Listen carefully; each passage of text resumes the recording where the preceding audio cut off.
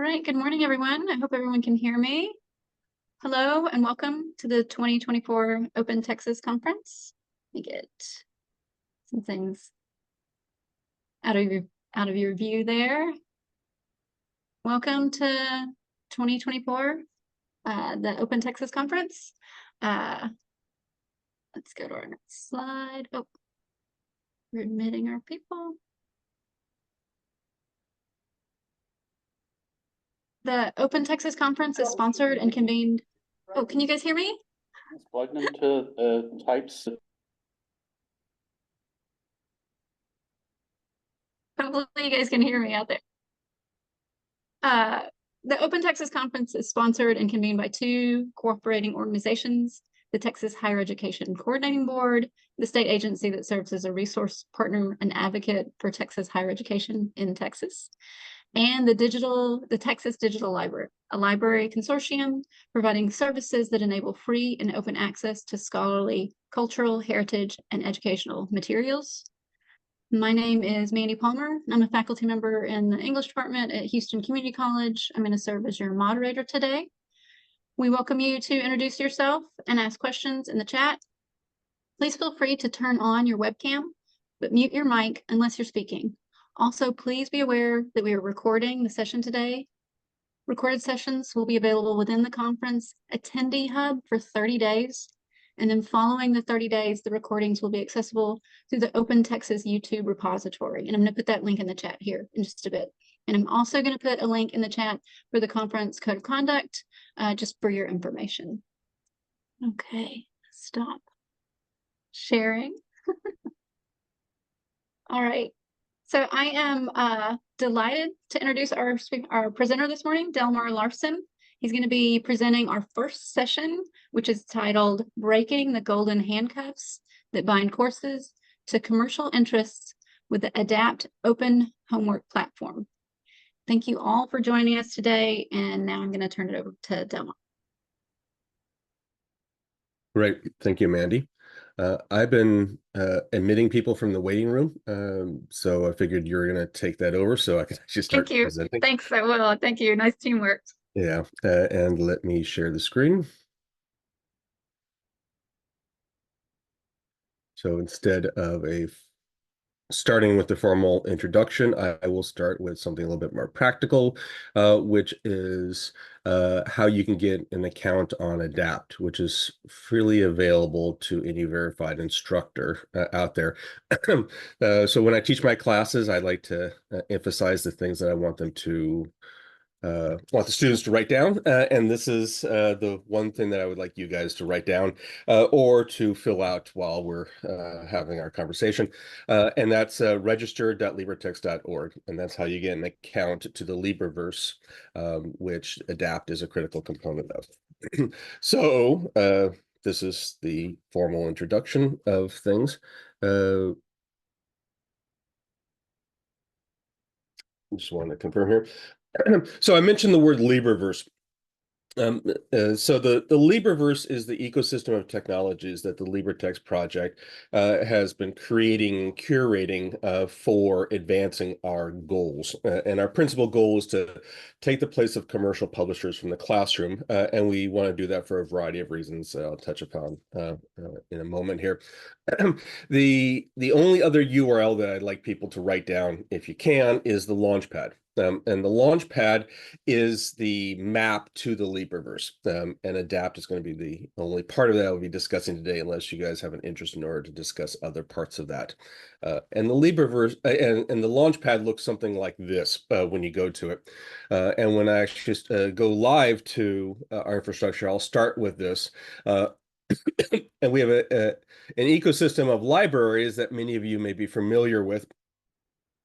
And a collection of technologies to decorate those libraries, including the Adapt homework system, which is in the upper left-hand corner. But our argument is, in order to take the place of the commercial publisher out there, you need to take the place of all the roles that the commercial publishers provide, which means textbooks, it means homework, it means ancillary materials, now it means AI and all the other things that we have learned to love that's out there. So let's start with actually who we are and what we are doing. So our mission, or at least our core value, is recognizing that students are not a market to exploit in order to make an excessive profit off it. This drives everything and everyone on our team in terms of advancing what we were doing. And it gives us a very practical application of what we're doing. So I don't have the opportunity, or at least the time, in order to go through every member of my team, so I'll just introduce myself instead. I'm a professor of chemistry at the University of California, Davis, so it's a little early for me right now, but I'm happy to be here. I've been here since 2005. My research focus has been ultrafast laser spectroscopies of photoactive biological systems. I presume you don't want me to talk about that, but if you guys have an interest, I would love to be able to discuss how I use lasers in order to make proteins scream. I'm the founder and director of the LibreTexts project. It was established in 2008. It was originally a project born out of open pedagogy in my chemistry classes, where we were using students in order to generate the resources to take the place of the commercial textbook that was out there. I'm the founder of the UC Davis Aggie Open, which is the OER program on my campus. I'm an adopter of OER. I'm an adapter of OER. I'm a creator of OER, and I'm curator of OER. And this actually applies to almost every member of our team, that we're practitioners of OER. So we don't just talk about OER in the metaphysical sense of how things are supposed to be done. The way we view OER is from a practical perspective when we go into the classroom and we use it constantly. I have not used a commercial textbook in any of my classes since 2014, and that last time was meant as a efficacy test in order to make sure that the ChemWiki, the precursor to LibreText, was good enough in order to take the place of the commercial textbook in my classroom. And once I established that, there was no reason for me to ever go back to commercial enterprises. So why do I do what I do? Well, I do what I do for several reasons, but this is the principal reason. And this is Denny's restaurant that is in Linwood, Washington, which is a suburb north of Seattle, Washington. And this truck that was oftentimes parked behind this Denny's restaurant. And this was important because for much of my childhood, I lived in this truck behind this Denny's restaurant. So I grew up partially housing insecure. And what got me out of that level of homeless status was essentially public education or affordable education. That was at the K-12 level. That was at a community college. That was at a public institution to get my bachelor's degree, the University of Washington. I dallied back and forth between private and public institutions for higher education, and ultimately ended up in a public institution in California. So I like to argue, because I like to comment on because it's a driving force for why I do what I do, and why research is not the sole focus of my existence as a professor at an R1 institution, even though many of my colleagues feel that that's what it should be. The second thing is that this story is not necessarily unique. There are many of our students that are housing insecure, especially in these days, and they don't have the opportunity that I had in order to get out of that based off of affordable education, because anyone who's paying attention to higher education costs these days recognizes that it's not affordable. The costs that students have now for attending education is somewhere in the order of 5 times greater than what it was when I actually attended and got out of this level of poverty. Much of that has to do with tuition, but a lot of it has to do with resources that faculty use in their classroom. And as a faculty member, I was unable to address the tuition aspect, but I can address the resources that are used in my classroom. And that's the tack that I took in order to be able to pursue that. So I'm almost done with the introduction. I'll start getting into more practical applications in a moment. So what is our mission? I mentioned our goal. This is the mission I oftentimes like to emphasize for the LibreTexts project as a whole. If you're unfamiliar with us, we're implementing a community-built platform for the construction, curation, adoption, and adaptation of OER that is comprehensive and can be curated at multiple levels. So each of those words that are bolded, community, comprehensive, and curated, is particularly important in terms of dictating our overall philosophy of how we actually move forward. Each of the principal words in the parentheses, construction, curation, adoption, adaptation, is particularly important in terms of dictating the boots on the ground approach in terms of how we address it, recognizing that all four of those aspects are critical in terms of being able to take the place of what we want to be able to do. So just to dissect this out quickly, community means anyone and everybody who wants to contribute to our infrastructure. This is not a vanity project. This is not a one-size-fits-all project. Our libraries are postulated or are built upon wiki technologies in order to facilitate large-scale collaborative construction efforts. That's the reason why we selected that technology. And anyone who wants to contribute to the infrastructure is accepted with open arms. Our primary focus is on open educational resources, not publishing in general. And no doubt, most, if not all of you, are familiar with OER, and you're also familiar with the definition of OER not being as fluid, or at least say as static, that is, as one may expect, and we can actually debate what that means. For the sake of this conversation, it means freely accessible for students, and it means freely available for faculty in order to adopt and to customize. Comprehensive means while the project was born out of a chemistry project, and we could all agree that chemistry is the best field that we should be studying out there, we recognize that there are other fields that complement chemistry. So we now follow a no gap left behind policy, which means that anything in academia that we have interest in order to support, which is, let me phrase it, anything in academia that anyone wants to contribute, we accept and move forward and such. We also follow a no tech left behind policy, which means as emerging technologies become available, we capitalize on them in order to move forward. That right there is responsible for, or a critical component of advancing what I refer to as the textbook of the future, which is a textbook of technology. It's a textbook of interactivity, a textbook of engagement that complements not just the textbooks, but also the homework system, which is very much focused around technology. And lastly, all the OER we have on our infrastructure is a dynamic living library. It's not a static repository. It's meant to be continually updated, subject to customization requirements, subject to changing sensibilities, and subject to just basically correcting incorrect information that's out there. And that aspect of viewing our repository as a curatatory is oftentimes unique to us as we of our project. So anyways, back to the presentation at hand. I described in the title of this presentation that we're trying to break the golden handcuffs. So what do I mean by that? Well, when commercial publishers come into a classroom and they get a faculty member in order to adopt a resource, they don't typically adopt a single resource. They get a suite of resources available. So you get a textbook. Accompanying the textbook would be a homework system that's aligned to that textbook, and then you have an ancillary set of materials, slide decks, interactives, question banks that's aligned to that textbook, and then you have some ancillary technologies, and it may be AI or other tools or interactive assessments that are then tied to that textbook. So you have a suite of resources that publishers provide to faculty, and then trying to extricate that commercial publisher from that classroom requires having to supplant every single aspect that the publishers provide. So faculty come in and accept the golden handcuffs willingly, and I did it myself many years ago.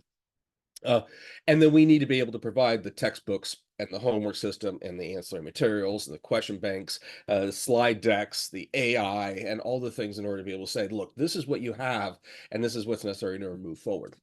Now, it's important to emphasize this suite of things, because the LibreVerse as a whole is actually a fairly daunting infrastructure when you go to it, because it has all these different aspects that we're trying to address.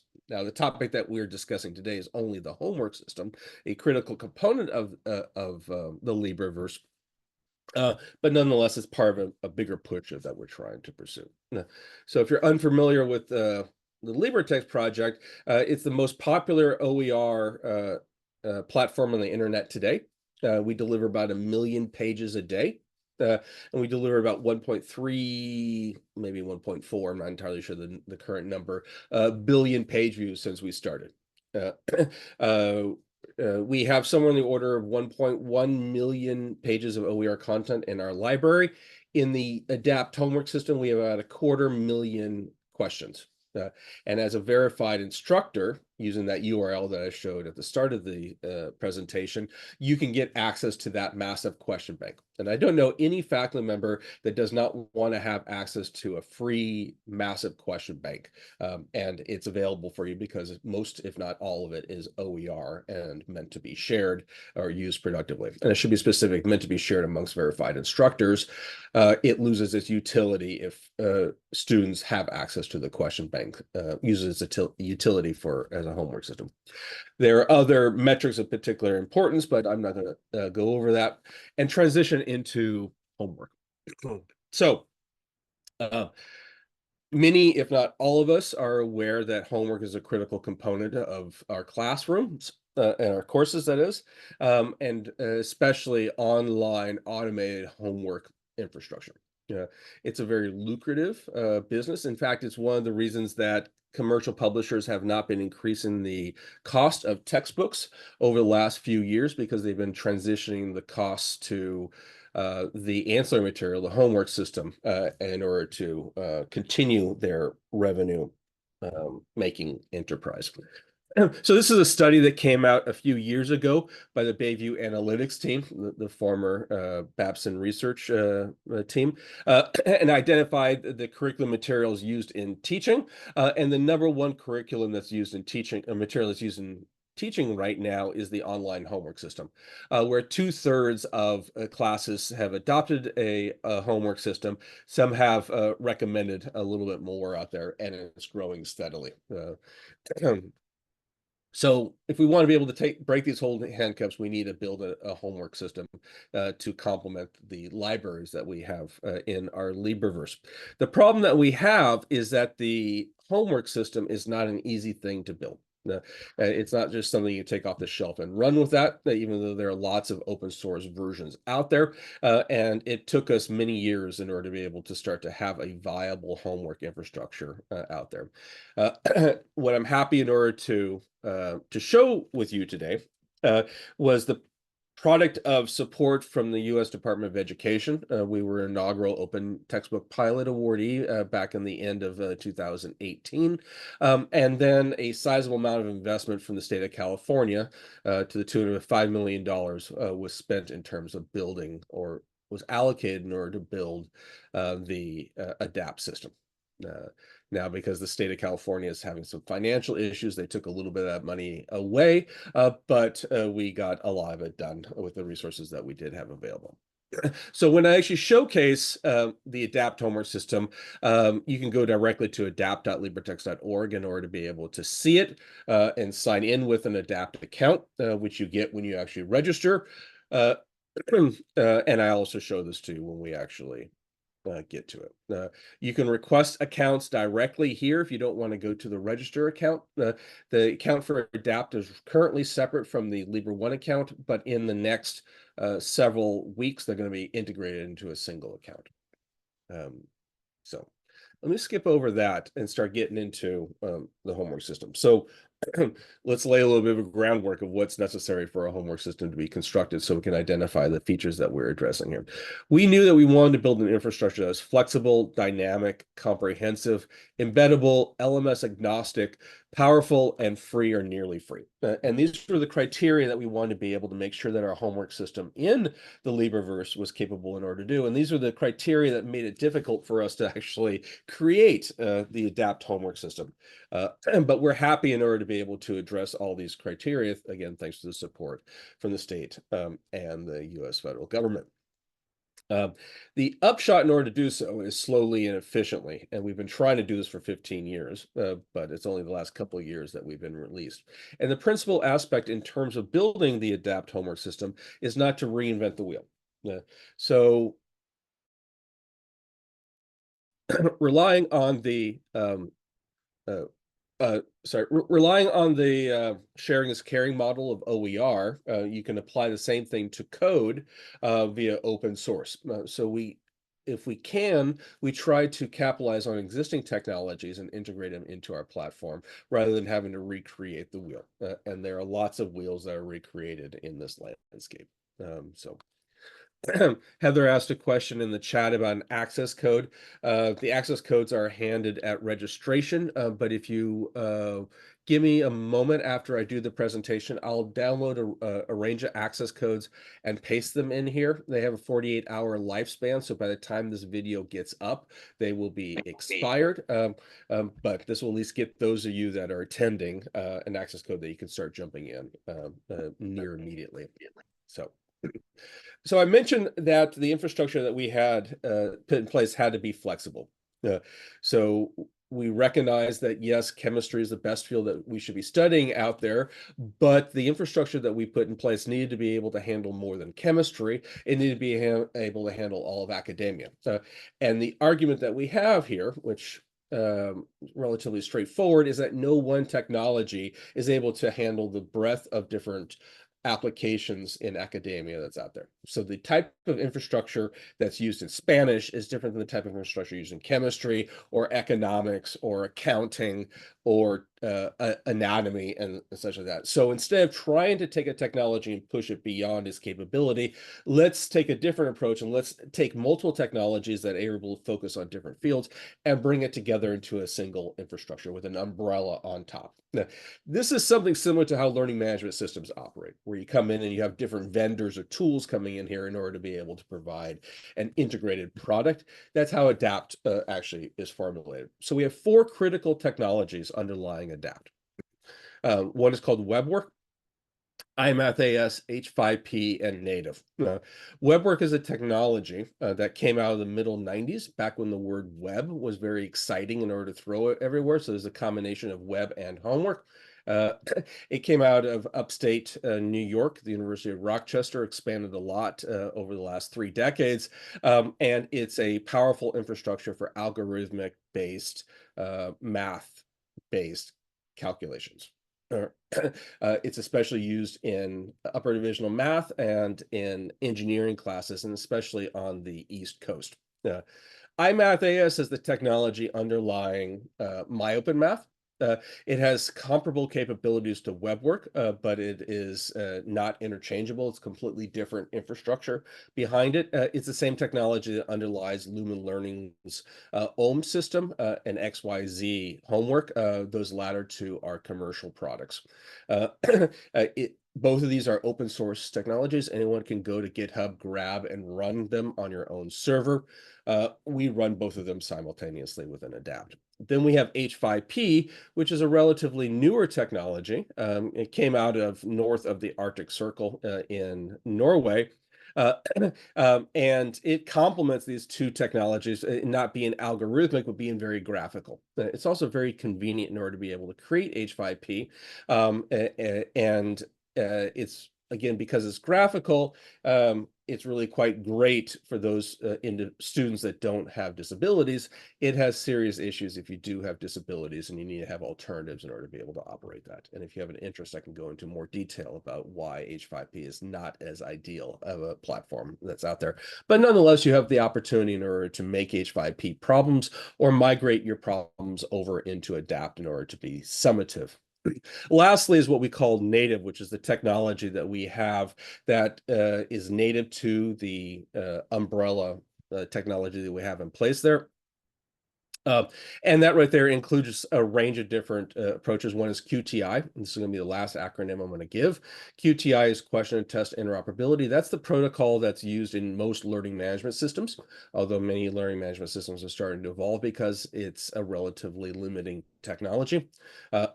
In California, we're a Canvas state in all three of our upper divisional our post-secondary public institutions, and they have most question banks are QTI, but we also have other technologies that complement the QTI. We've recently expanded, thanks to a collaboration with the University of with the technical schools in Wisconsin, in terms of integrating the next generation nursing questions into ADAPT. So it's the only open source technology in order to handle the NCLEX nursing infrastructure, which is really quite interesting, those question types.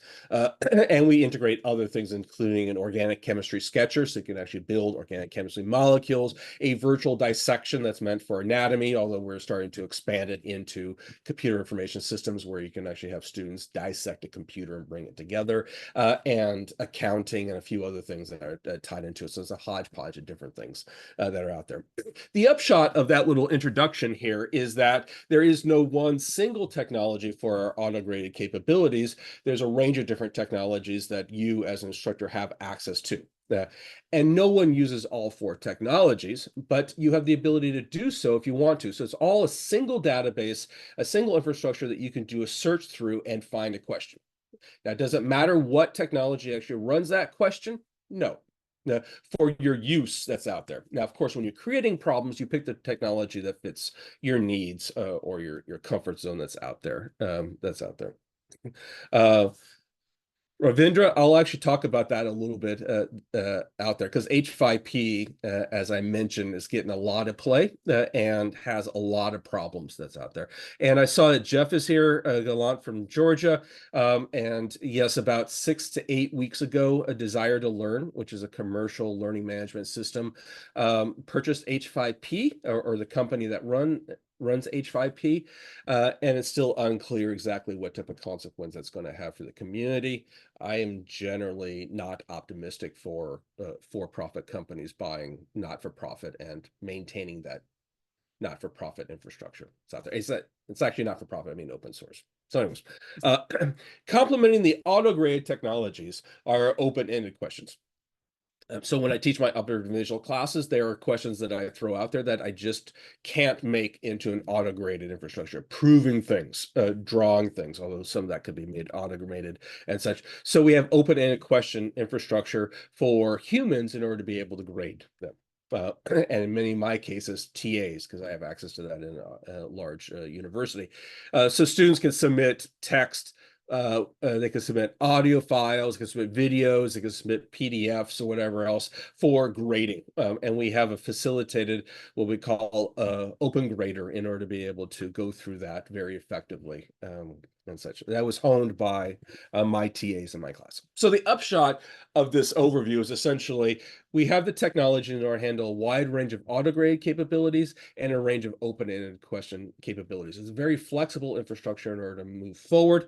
And we're very excited with the advancements that we're going to be doing that's out there. So, okay. So let me just talk about this infrastructure. If you have a homework system, let's say web work, it has a module for building questions. It has a library for those problems, as a search infrastructure for those problems, as a delivery infrastructure for those problems. It has assessment checker for those problems. It's actually fairly advanced. It has a grade book, and it has a learning management interface. This is the general set of modules for learning for a homework infrastructure. And then if you went to iMath AS, it has the same infrastructure. H5P is slightly different, but let's assume it has the same infrastructure, and QTI and the learning management system has this infrastructure. This is so you have a range of different modules out there, and no one faculty is going to learn every single module out here to be competent out there. So what faculties typically do is pick one or a couple of these things, and that's the technology they want to be able to do.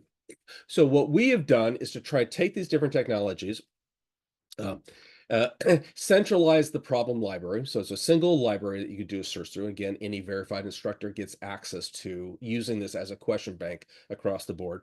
It has a centralized search capability through that infrastructure, centralized gradebook, and a centralized learning management interface.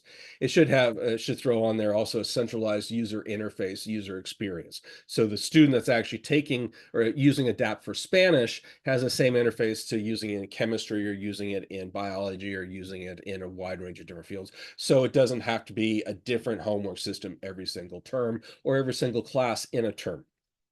By keeping things centralized, it provides an opportunity in order to make it more efficient. It makes it easier for a faculty member to use problems in web work or MyOpenMath or H5P or QTI without having to learn about all the issues in terms of implementing them and the presentation styles and other things connected to that. And this is an exceedingly powerful aspect in terms of advancing the homework system that we have.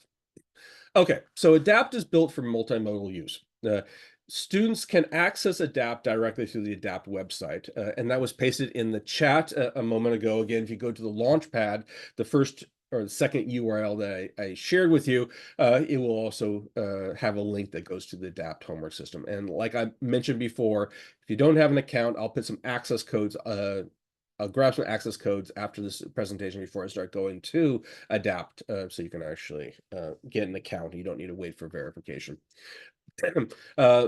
You can embed Adapt into your learning management system or any other website, including a textbook. For example, in our collection of LibreTexts books, you can put the questions into that, and they can either be formative or summative, where formative means students don't need to sign in order to be able to do the problems and get the answer. Summative means that they need to sign in order to get the problem. So in other words, you can make your textbook into a homework system.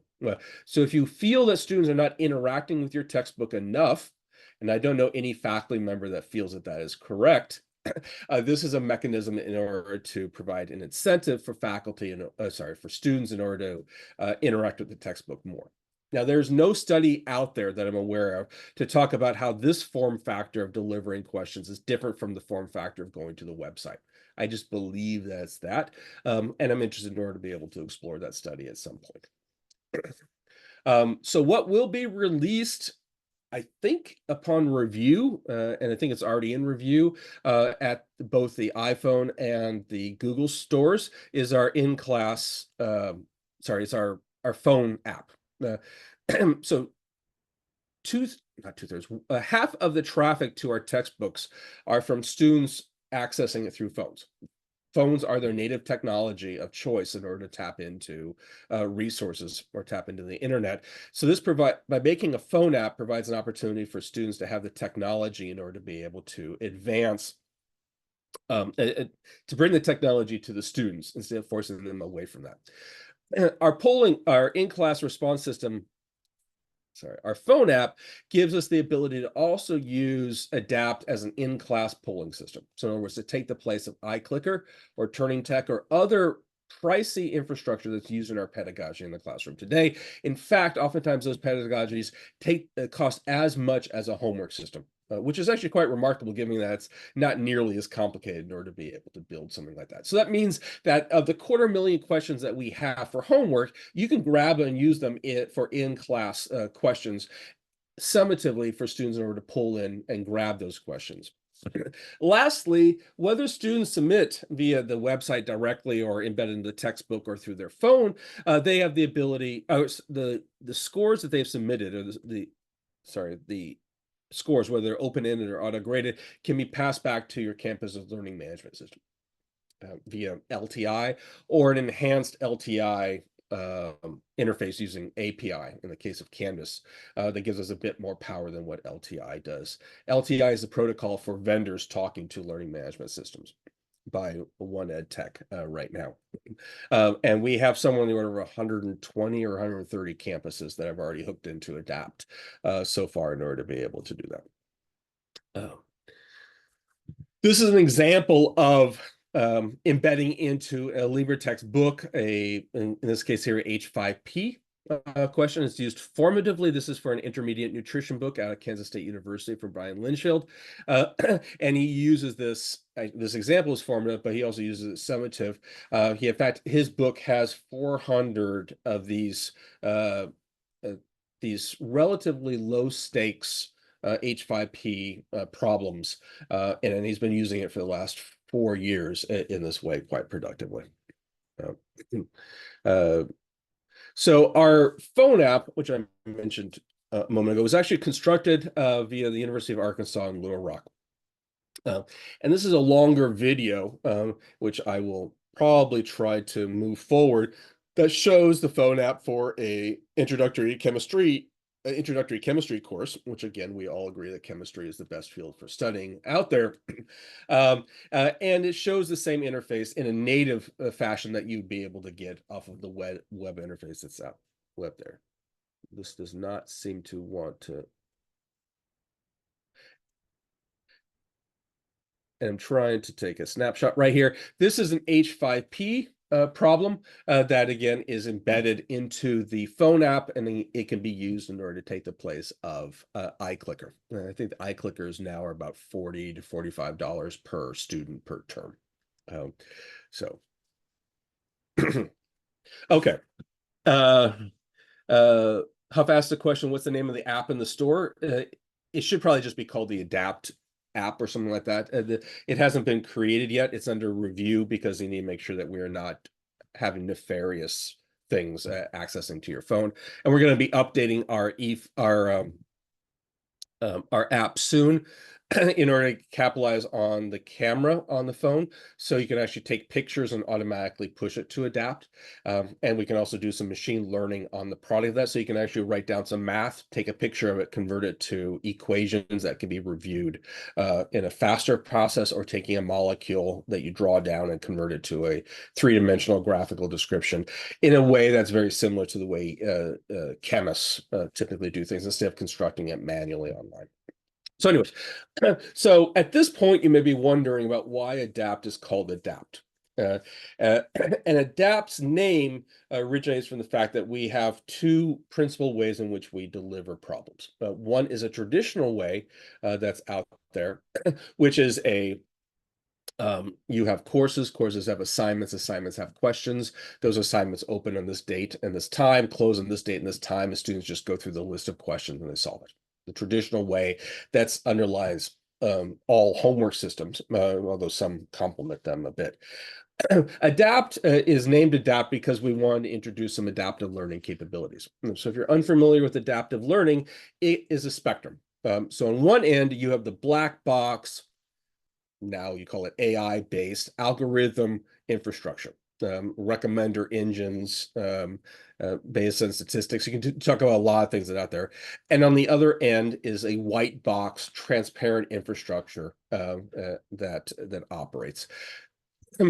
The black box infrastructure takes a lot of time to implement, takes a lot of money to build, and oftentimes doesn't work very well. But once you get it working very well, it still suffers from a principal issue that I have here, that it spoon feeds students.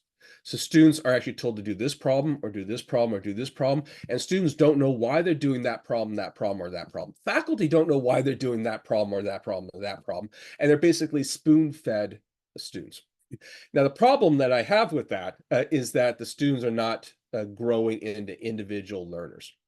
It's not a very the mechanism is not building robust students.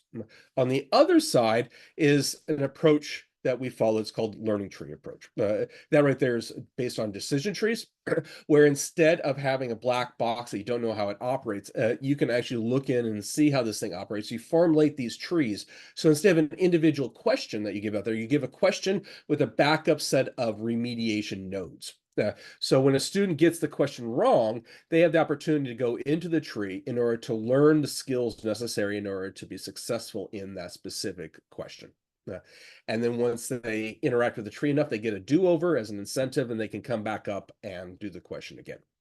There's lots of data in order to argue that this sort of approach is better than a single question-based approach, because you essentially have learning behind the scenes to act as a virtual tutor. the term that's oftentimes used in this sort of adaptive learning ecosystem. The nice thing about that is you can see how it's formulated, and you can put these things down in a wide variety of different branches in the trees that students may be having issues with in terms of the question. For example, if you had the pleasure of teaching Nernst equation in chemistry, there are multiple components like cell potentials, natural logarithms, reaction quotients, and other things necessary in order to be able to master the use of that equation. And students have issues with those core materials, but they also have issues with math. So you can make these things out there in order to provide the opportunity for students in order to address them. This is robust because you're giving students the opportunity in order to engage with material and to exercise their agency. So they can decide where they want to move in the tree in order to address the holes that they feel that they have. In other words, it gives them the opportunity in order to fill in, let me phrase, at least exercise their metacognition skills. And spoon feeding students with black box algorithms does not teach metacognition. And that's what I want my students in order to have by the time they graduate, is to understand what they know, what they don't know, and how they can actually go in order to address that. And we're doing a massive disservice in many of our homework systems in order to be able to advance that critical component that's out there. And I'll talk about, I could show a little bit of this in real time after things are done.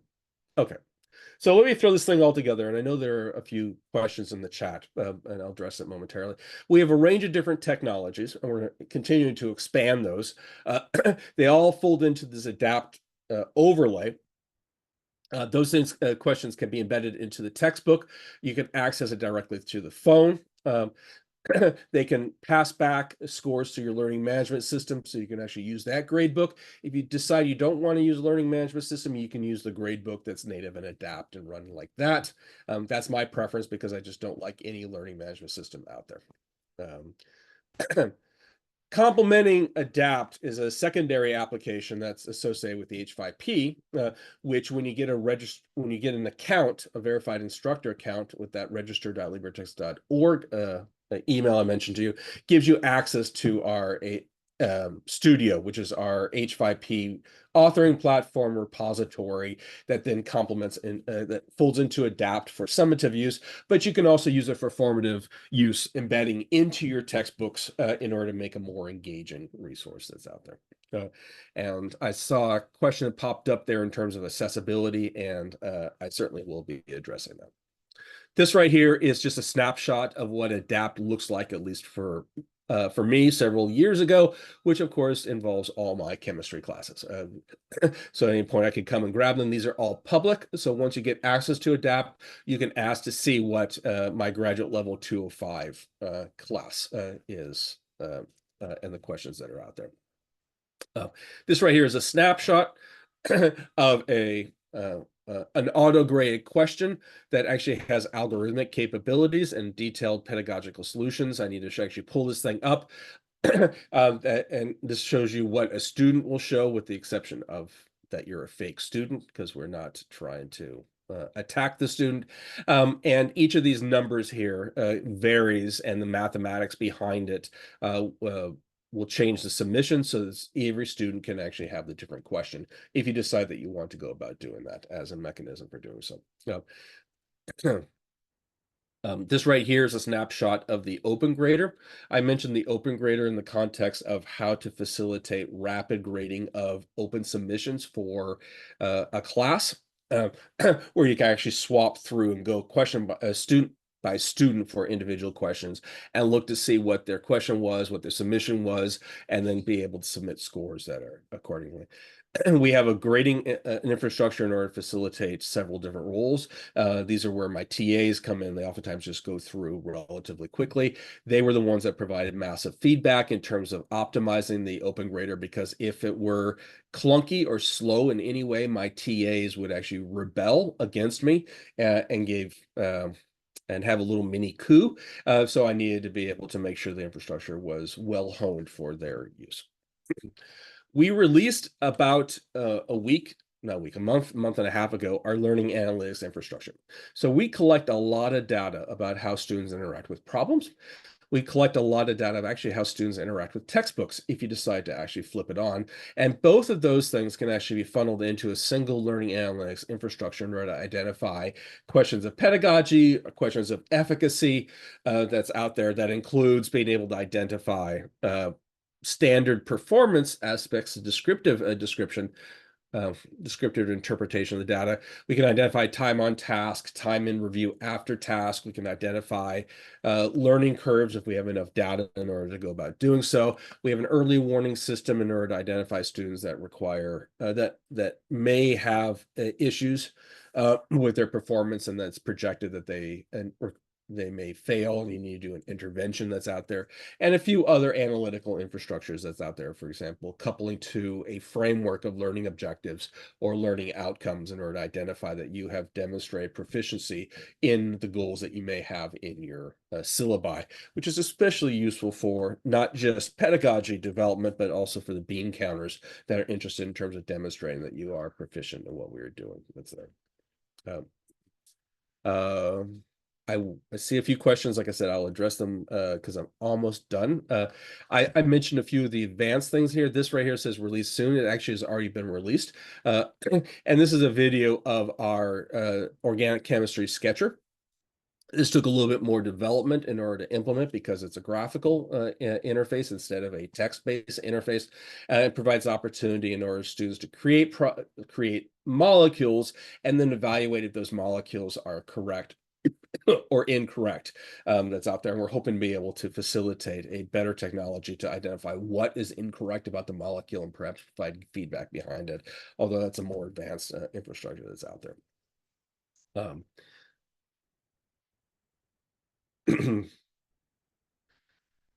This right here is a snapshot of how we're going to be using the next generation app. So it gives the students the opportunity to draw a molecule, and then it will do a natural learning infrastructure behind it in order to convert it into a molecule that you can then use that sketcher-based approach in order to evaluate it. It can work for other things like caffeine, if that happens to be something that you're interested out there. There are lots of different ways and you can go about doing it. I mentioned math as one way in order to go about doing it, but you can actually implement these sort of machine learning approaches for doing a lot of graphical-based stuff. This provides opportunity of taking that phone and making a far more powerful approach. And I mentioned this, but what I'm particularly excited about, so I'll mention it again. When you actually create molecules in this way here, you have typically online or even offline tools. This is the approach that we use as chemists in order to be able to create them, but it's not the most natural way in which we used it pre-internet. Pre-technology. We used to just draw them down on a piece of paper, and that required human grading. This provides the opportunity in order to let students interact with it the way that they should be interacting with it, the way they learned it, the way faculty learned it, and it's much, much, much faster in order to create a molecule than having to do it online. And this provides opportunity, if it feeds into our sketcher, the students can tweak with it a little bit with online in order to process it, and it gives us more real-time data to continually update our the database, or continue to update the machine learning algorithms, because you're getting continual training of our infrastructure. We're hoping to be able to release that this winter sometime. I'm not entirely sure if it's going to be early or late, depending upon when we get the next generation phone app out. Last, I've been particularly excited about this for a while, and we're hoping to be able to get this thing out also this fall, is our virtual dissection infrastructure. There are many fields out there where spatial understanding of things are particularly important, especially in anatomy. So we have embedded, or will have embedded into ADAPT, the opportunity in order to take three-dimensional models that are set up in order to be dissectable, and then have the ability in order to dissect them. So you can ask questions like, which bone here is the mandible? And they can come in and pick the mandible, or a range of other things, including a jigsaw puzzle where all parts are broken apart and they need to put them together and things like that. I mentioned this is useful for anatomy, which it is, but it's also useful for other things like architecture, some mechanics, lattices in three-dimensional structures. And I mentioned even just being able to dissect out a computer or any other component that you want students to recognize how parts are put together. Anything that requires spatial structure can actually be put down there, that's out there. And this is not Python based, by the way. And everything we do is open source, with a few exceptions of things that we didn't create that we have perpetual use off of it. Okay, so let me end with what I started with. Our mission: we're implementing a community-built platform for the construction, curation, adoption, and adaption of OER. Adapt specifically focusing on question and homework infrastructure that is comprehensive, can be curated at multiple levels. We're very excited with where we're going. We're excited with what we've done. I'm very excited in order to share it with you. That's out there. So let me mention where the support came from. We've received funding at the federal level and at the state level. We've had grants from the National Science Foundation and for the Department of Education, the Open Textbook Pilot Award. And then from the state, we received a sizable amount of investment from the California Education Learning Lab. And then it wouldn't be it should be important in order to emphasize that a sizable amount of my effort is actually supported in kind from my position as a faculty member at the University of California, Davis, giving me the opportunity in order to explore these things. So with that, I'm going to end that. I know there's a range of questions out there, and we have about 25 minutes to go. So while I'm going to log in and give you some access codes. And so for those of you that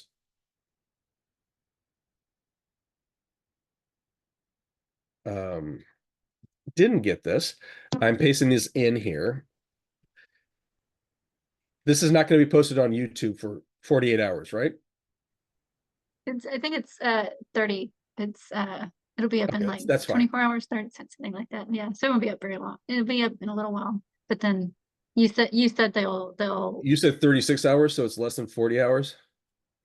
I want to say I think they said they would be up in 24 hours. So they would have a day, right? Because you said these will expire after 48. So I'm going to ask that it's 48 hours because these passwords expire in 48 hours. Otherwise, any student is going to get a verified instructor. I assume that we're all instructors here. If we're not, please ignore these things and run with them. So grab an access code. This is a free-for-all. Once it's used, it's no longer useful. So grab the next one down as we go. I don't normally distribute it in this way, especially not for a large presentation, but it gives you the opportunity in order to get into Adapt because this is a longer presentation, is more de facto. Okay, so I'm going to do this in reverse order from the chat. So the most recent first, just because I can scroll up there. I don't know where to start at the top here. So let's start with Christopher's chat. Speaking of funding, maintenance is ongoing concern. What kinds of commitments do you have from funders? That's a really good question. So I mentioned that the state of California gave us $5 million or allocated $5 million for that. And then last month they took $2.5 million back. So they giveth and they taketh. And that's quite unprecedented for a grant ever to be pulled off of that. However, the state of California is $68 billion in deficit, and they're basically cutting everything across the board in order to be able to fill that gap.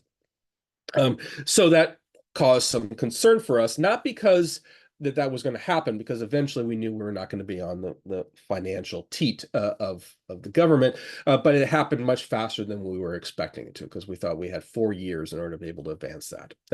So that made my summer a very pleasant experience as we started to figure out how to advance off of that.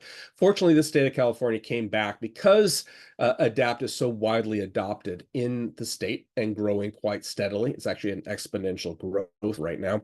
There were too many campuses that were going to be negatively impacted by going to a financial model, which we did not have a desire in order to do. So they are giving us a caretaker model for a year and a half in order to keep everything afloat while we put things in place.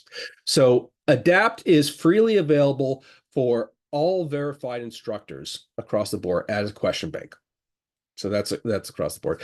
However, because of the infrastructure, like what Christopher was mentioning here, is necessary for updating it. If you're out of the state of California, which I presume is everybody here, in order to use it as a homework platform where you keep maintenance of students' submissions and protections and passing back like that, then we ask to pay, right now I think it's $10 per student per term. In order to do so. And that right there is necessary for maintenance. I would love to be able to make that zero. And if any organization wants to step up in order to provide some support that's comparable to California, although that's probably asking a little too much, but somewhere up there, then we can be quite open in terms of being able to release that in a more, in a cheaper or free for those constituents. And we're working on efforts in order to build a consortium of campuses or organizations in order to try to advance that, in order to be able to ensure that we have long-term maintenance of what we're doing, because this is an infrastructure that no one in their right mind can duplicate. Although it's all open source, you can grab it off of our GitHub and run it. It requires multiple servers to have each of these components all running individually, and such. Those are our two principal mechanisms in order to be able to do that. We do get a little bit of funding from bookstores in campuses via equitable access like programs for that. Okay, so back, the videos will be there. Are these 3D models H5? No, so Ravina asks, are these 3D models H5P objects? No, they are JavaScript based tool.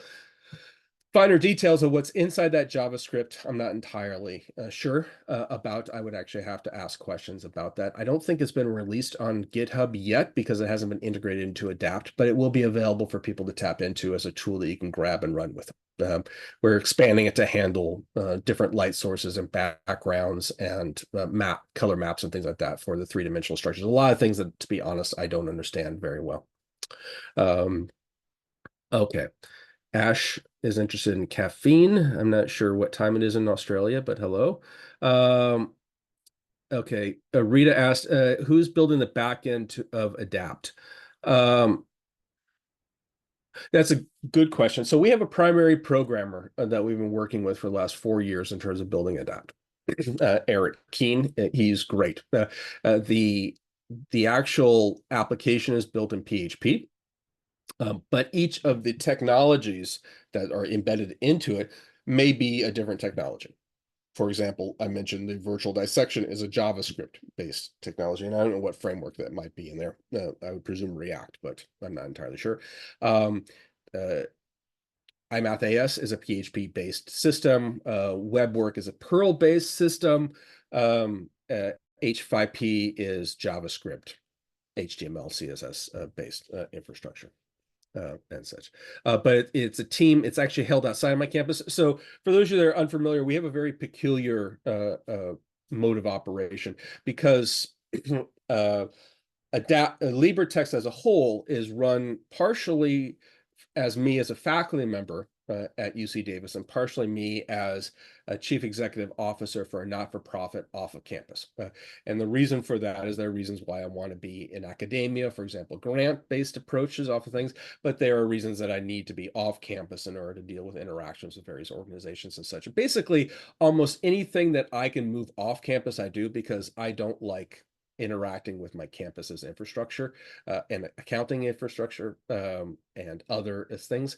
I'd be very surprised if anyone here especially loves doing something like that too. But that's why we have this sort of peculiar approach depending upon what people ask, how they talk to us, how we actually switch together. So we have had development on my campus. For example, the initial version of our learning analytics was constructed at UC Davis, but then we updated it with programmers off of my campus. And I have several gaggle of programmers, 4 or 5, depending on how you define them in order to be able to advance them.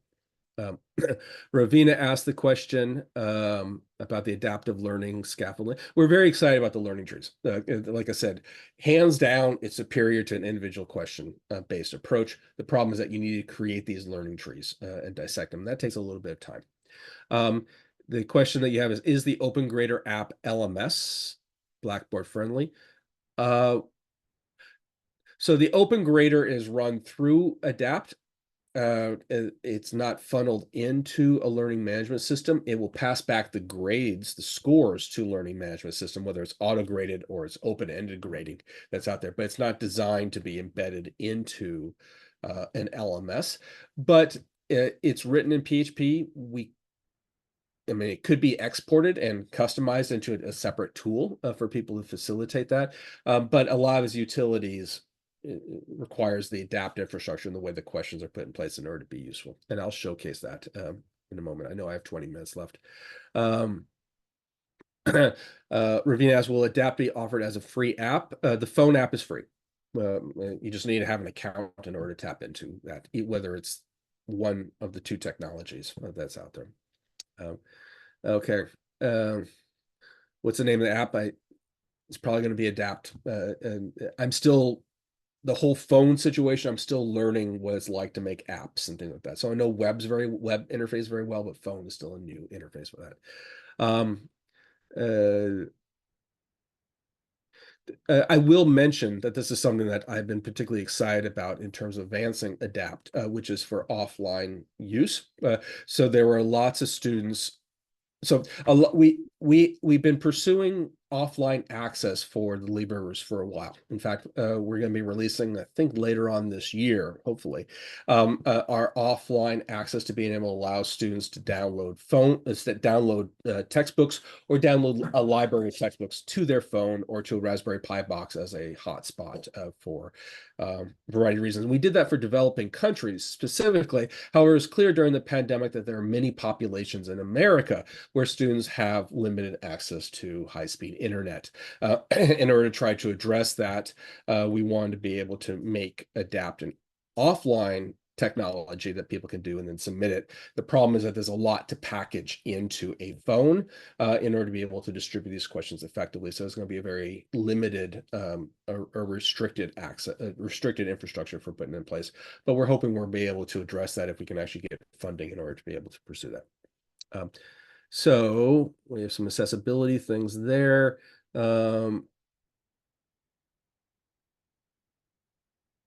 Accessibility is a topic that requires lots of time to discuss and typically multiple bottles of alcohol, not nearly as much as licensing does. And if you have an interest, I can talk about that in more detail. Okay. Okay. So the next question is Ravina asking about H5P. So for those of you that, so this right here is our H5P studio, or studio that we use for hosting these H5Ps. And then we have these questions that are really quite nice in order to operate in a very graphical interface where you can come in and identify these sort of things, right? That's perfectly fine if you are not visually disabled. But if you are visually disabled, how useful is this? Well, the technology is actually pretty poor in terms of facilitating that. So dragging and dropping is not a great technology for doing so. Does that mean that you can't use those sort of questions? No, not necessarily. It just means that you need to be aware of the accessibility issues associated with that. So H5P has about 60 different question types. It keeps on growing constantly. The questions that meet ADA or WCAG 2.1, the protocol is used for online accessibility review, is only about 5 to 6 of them. And they're the standard ones that you'd see in learning management system, QTI stuff, multiple choice, true, false, type in things, a few of those sort of behavior. So if you follow those protocols, there's nothing that H5P brings to the table that you don't have in other technologies. So while we could fix these sort of issues, we would then break it from the greater swarm. So the way that the things are actually shared amongst each other. So what we do is we provided a range of accessibility helpers, let's say, for this question. Say, okay, this question has some issues. These are an accessibility review. It's a very topical review. It's not a full-blown VPAT review of that question. Saying these are issues associated with that. And then we have an accessibility guide for H5P, and I think it's the only one out there. I'm sure that there's other things there to talk about different activities and different things. We evaluate them based on colors, where green means if you do best practices, you can make that question accessible. Red means that there's no way of making it accessible, and yellow means it's somewhere in the middle out there. And we have a few that's not put there. I put a link in the chat in order to be able to provide that out there. So this is our mechanism in order to provide guidance for instructors building questions, H5P questions in the studio in order to address that, but it doesn't beat the underlying argument behind this. And I'll be honest, I would say about 90% of H5P out there is not accessible or not made in an accessible manner and such. So anyways, the other issue with H5P is, so you can work around accessibility if you make alternatives. But the other problem with H5P is it's not designed to be secure. So it is run client side, which means that the computer that's actually looking at the H5P is the one that's actually solving the problem. If that doesn't mean anything to you, I'll describe this in a slide. It means that a student can hack into the question very easily. They just basically look at the page source, right here, view page source, and they can see the answer right here. It'll say answer is 5, answer is 7, or whatever.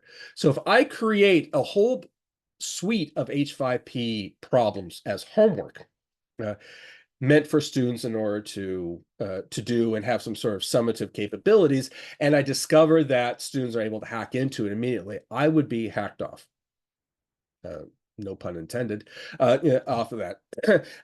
There are other ways in which students can hack into it. They can turn off their internet, solve the problem, and then turn on the internet with the problem that they get the solution for. So H5P is a really piss poor solution for summative use. Unfortunately, there are people in the OER community that either don't know this, but advocate for using H5P, or do know about it and just basically are trying to get financial incentives associated with H5P. So it is in my opinion, a very careful technology. You need to be very careful in terms of how you use it and use it productively that's out there and such. So I will stop in order to talk about H5P in more detail, although I can if you guys have a desire. I skipped around a little bit, so that was Ravina. You got all the questions I saw. Yeah. Okay, great. Yeah, it looks like, I mean, I went back up to the top of the chat, and it looks like you got most of everything. There are a couple have been added here towards the end. Matt Evans had asked, after this session, how do we get access codes for creating adapt instructor accounts? Should we wait for the integration of accounts with LibreTexts? So are you talking in general, or are you talking about that you didn't catch? I think he means like after those expire, could he? Oh, yeah. Well, so if you go to register, when you registered at LibreTexts.org, I think it was a link that was put at the top. It was the first slide. Yeah, you just create an instructor account and then you'll be verified, right? Yeah. So at that point, you also say, I want, you identify what parts you want to see in the LibreVerse, and you click adapt, and it will send an adapt code directly to you. So you don't need to grab of those 20 access codes that I put right there, assuming, and I presume many of you have already seen that they've expired because someone else has already used it, because it was kind of like a free-for-all that was thrown out there. So the key point is normally we verify the instructor. In fact, there are people on my team that'll be upset for me giving the access codes in this way, but we verify each account with some sort of online presence in order to, for a campus to say, yes, this is an instructor. Now we can give an access code in order to be able to. It's tedious, and it can take between 24 to 48 hours in order to get an account, but we take that very seriously because you get access to the question bank, and we don't want that to be distributed broadly. They should wait 24 to 48 hours because they need to go to the other sessions in the Open Texas There you go. So, and then Huffman had a question: how does the course content archive? Also, what if there is an instructor change mid-semester? It's a good question. So we don't have a formal archiving in place. So, what's like, this is my screen right now of Adapt. So these are my active ones, and the ones that are red are the ones that are not, the students can't see. So that's our way of archiving. We're probably going to make a little switch here in order to make it archive. It'll still be in your account. It's just unpublished. It's the same way that learning management systems typically unpublish these things in order to just stop clogging things up. I've been using this since 2001. So that's why I have a range of different classes that are out there. And there are many thousand, well, a couple thousand students that have been using Adapt from me by itself. The changing accounts are a little peculiar. So we have an infrastructure in place that we call alpha beta and tethering. And it's a concept that we are avoiding the old terms for, which is master slave, just because that has it's a more sensitive set of words off of there. And the idea behind it is that you can make a course up as the primary alpha course, and then you could tether multiple beta courses to it. So when the alpha course changes, all the beta courses can change off of that. And that makes it convenient when you start to have, for example, the same class with multiple instructors, and that you want to customize it in order to make sure that everyone can have the same experience. And that's especially useful in for adjuncts, for example, coming into campuses that are come on board. Being able to switch an account from a course from one account to another course, that right there we do with a database in the back end, but that's not a bad idea in order to be able to allow us to be able to do that on the front end with the new role system that we're going to be putting in place this fall. So in principle, that's not a problem, whether it's a manual process or it's a process that instructors can do on the front end. So So I think that's it for questions, unless got okay. about 7 minutes left, but yeah, okay. So you've been going at it, and it's early there for you, right? yeah, I need more caffeine, but okay. So here's the course. Let's say I took my Chem 4B class. This is an introductory chemistry class for majors, and this is what my interface looks like. It looks slightly different because we're about to release a new option that I have available on my system called auto release. But the key point is that I have this course that I've honed about 6 times or so, maybe 5 times in my in Adapt, and it has a range of different assignments. In fact, it has a slew of assignments because I followed the belief that I want students, in order to have lecture assignments. So every time that we have a lecture, we have a very small assignment. I have weekly assignments, which are right here. I have formative practice for students in order to go through, while these things are summative. I have practice midterms. So when students ask for a practice, I just basically flip this on and here it is, and they can go from it. Then I have discussions, and then I have learning trees that's put in place. Ideally, I want to be able to make all these things learning trees. It's just taking time in order to be able to process that. So if you took a look at one of these questions, for example, conservation of energy, right now is just basically 3 questions, and this right here is a new discussion type. This is similar to VoiceThread. If anyone is actually, it's meant to facilitate peer-to-peer interactions, which we're going to be releasing very soon too. We're using it for language classes in order to facilitate students uploading videos or actually recording videos in order to talk to each other. It's really quite cool. But here is a more traditional question that just basically is out there for students in order to address and submit and things like that. Right now, it has both open-ended and auto-graded capabilities, and then we have a solution. We've gone through a lot of effort in order to make as many of our solutions as possible have full-blown pedagogically useful solutions. The worst solution out there to give the student is 0.29 or 0.29 kilojoules. So when we bring in questions, whether the OpenStax questions or other sources of things that we've harvested, we oftentimes go through a lot of effort in order to make full-blown solutions and that's done oftentimes with using students, but subject matter experts come in order to be able to address them if we don't have students in order to be able to do so.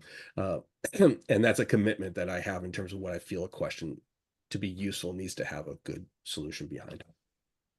Um, uh, so this one here doesn't have much off it. So anyways, so trying to cram in what I normally do in one day into 3 minutes is a little difficult for you to explore. If you want to go to our YouTube channel, at youtube.libretext.org, you'll see a playlist. Our summer professional development series is called LibreFest, and we have a whole day, actually a day and a half, I think, dedicated to adapt, and there are a few other videos in order to be able to advance that. I'll mention the key aspect, which is you can search through questions, let's say through all public courses. This is slightly different from what other people see. So you can come in and say, I want to look at all chemistry courses, and then I will see all the chemistry courses that we have in a variety of different campuses that are out there, or these are public courses. You have the option in order to make a course private, so then no one sees it if you want to be able to not share. But of course, if you're not sharing, you're not caring. So that's not part of how we typically operate. I'd like to say that chemistry is the most popular course on Adapt. It hurts me to say that it's not. It's the second most popular field. Spanish as a second language is the most popular that's out there. And that's because we had developers in California that really expanded the corpus of questions that people can tap into for these things. And there is less existing infrastructure out there on the internet for Spanish as a second language than there is for chemistry or math.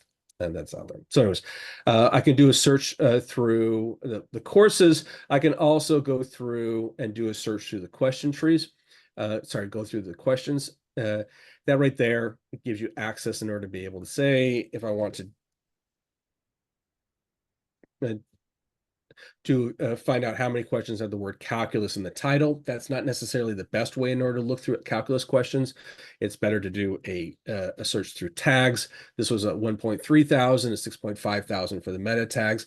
Right now, it's relying a lot on the meta tagging for questions. For those of you that are familiar with it, most people don't meta tag anything. So we're working on using AI to facilitate meta tag or expand a better search infrastructure, what's called the vector database, basically going through a search through the question material in order to be able to evaluate the question itself in terms of being able to put this out. But it gives you the ability in order to say, okay, here is a web work question that was collected from a various source that's out there.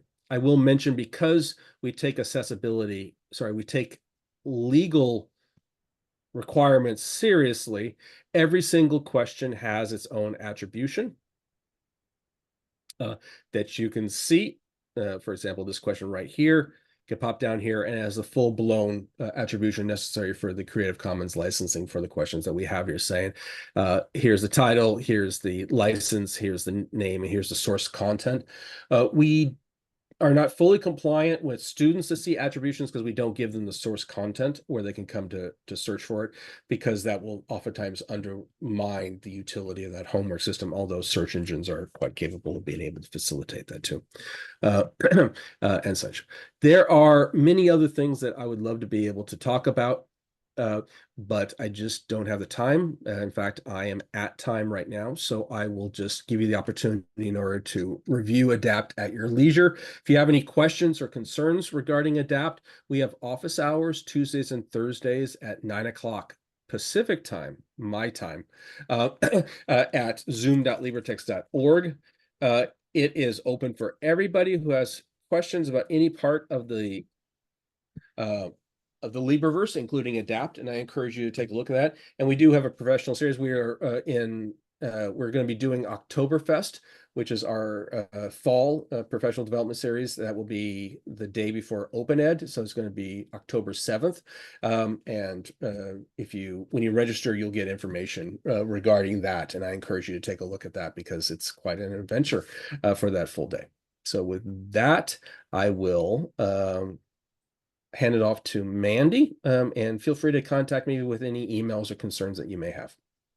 Thank you so much, Delmar. This has been great and such a great opening to our Open Texas conference. But thank you so much. Thank you. There's lots of good links in the chat, and of course the information will be available on our YouTube, and Delmar's made himself very, very available. So if you guys have any questions, I'll hang out definitely for a little bit. The next session begins at 10:30. So if you haven't grabbed that coffee and you need to go get that, make sure you do that and get on over to the next session. I'd like to thank Delmar. Thank you so much for presenting to us today. I love that shirt. That's so fun. Thank you. And I'd also like to thank Linda for providing our real human person captioning, and Patricia for providing our tech support today in our session. So you guys have a great conference. Enjoy the rest of the sessions. Thank you again, Delmar. And I'm going to stop recording.